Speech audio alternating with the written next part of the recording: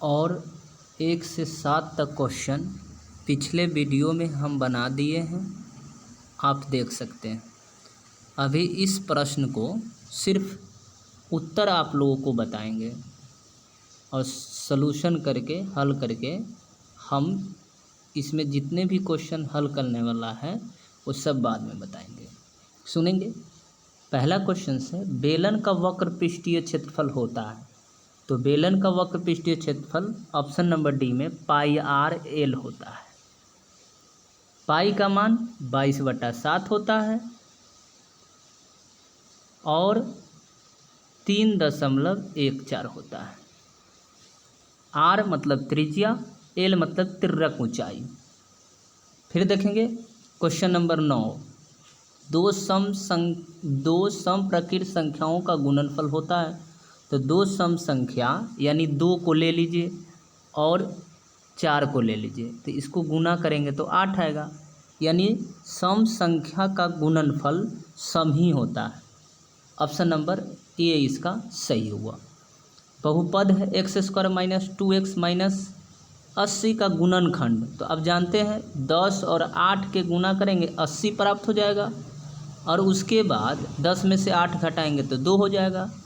हम जानते हैं जब दो अंक अलग अलग हो और उसका गुणनफल जब देखते हैं अचर पद के बराबर हो जाए, उसको जोड़ने या घटाने पर 2 के बराबर हो जाए या इसके बीच वाले में बराबर हो जाए, तो समझिए कि मान ठीक है। तो देखेंगे इस क्वेश्चन को सॉल्व करते हैं।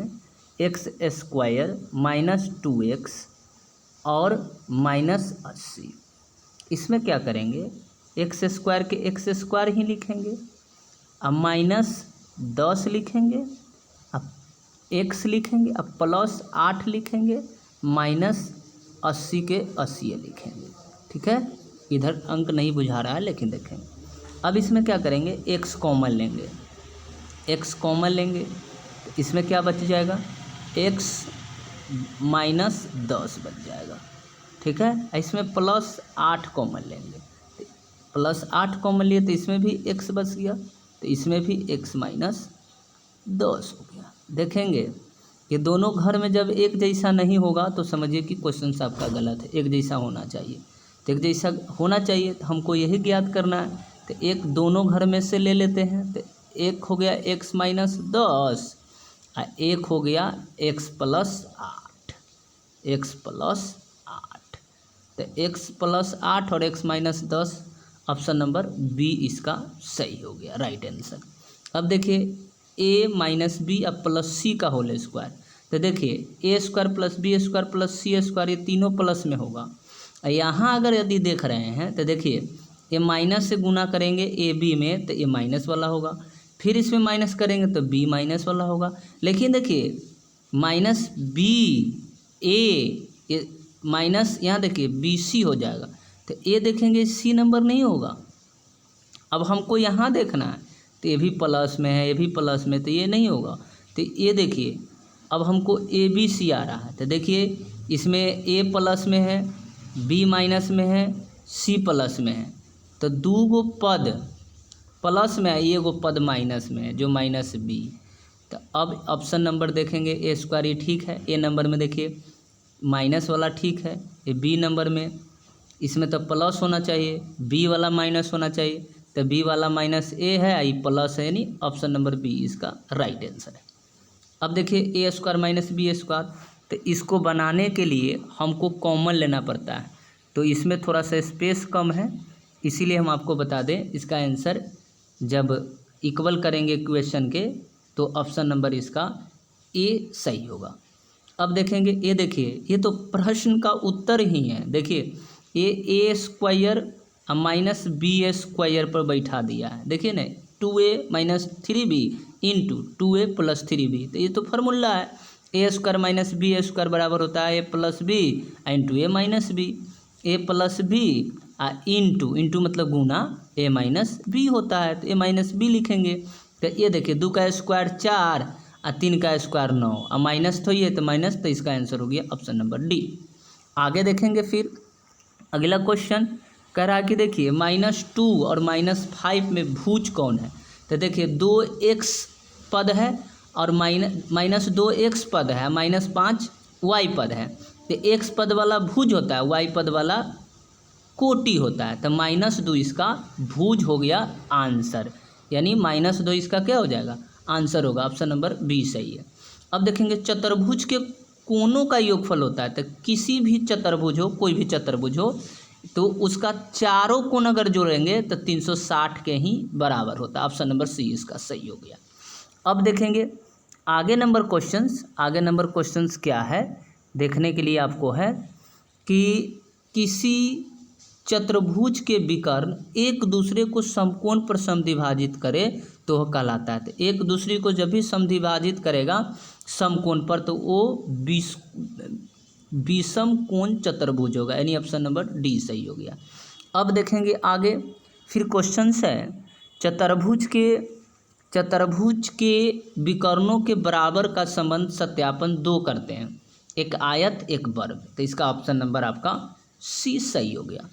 अब डी नंबर देखेंगे, कह रहा है कि 18 नंबर यदि चतुर्भुज के विकर्णों की लंबाई 6 हो और तथा 8 सेंटीमीटर हो तो उसकी भुजा क्या होगी। तो अब देखेंगे कौन चतुर्भुज है, तो सम चतुर्भुज है। मान के चलिए सम चतुर्भुज इस टाइप से बना हुआ है।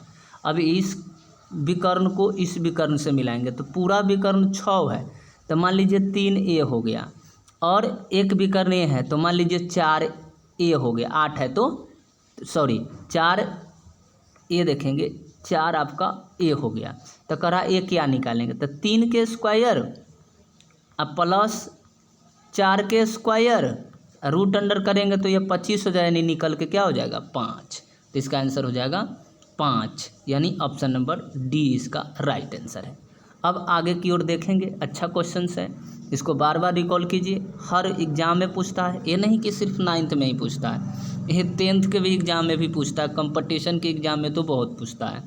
अब देखिए इस अगला क्वेश्चन को, अगला क्वेश्चन क्या है, यदि चतुर्भुज के कोण दिया है 1 2 3 4, तो ये तो ऑब्जेक्टिव है, तो हम लोग क्या करेंगे चारों कोण को जोड़ेंगे।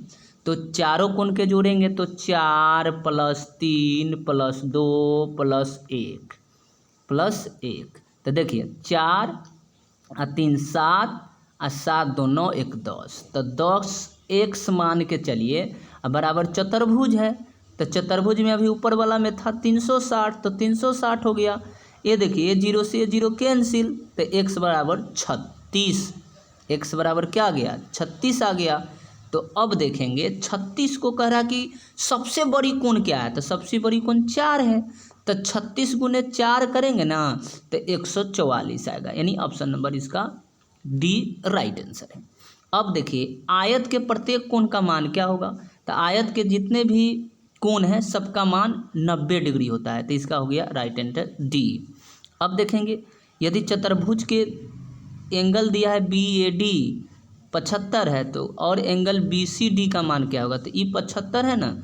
तो जैसे ही आपको मालूम होना चाहिए कि सम्मुख कोण जो होता है 180 डिग्री के बराबर होता है। तो ये सम्मुख कोण बना रहा है, देखेंगे एक सम्मुख कोण बना रहा है, यानी कि यहाँ ABC मानेंगे, ABCD मानेंगे, तो ई कोण और ई कोण, तो ई दोनों कोण मिलाकर 180 होता है। तो 180 में से यदि 75 घटा दीजिएगा तो खटाक सिन आपको 105 आ जाएगा। तो इसका आंसर हो जाएगा 105 डिग्री, यानी ऑप्शन नंबर बी राइट है। अब इतना ही पे इस क्वेश्चंस को हम समाप्त करते हैं, और इसमें जो गलतियां होगा आप कमेंट्स में बताएंगे और सब्सक्राइब अवश्य ही करेंगे।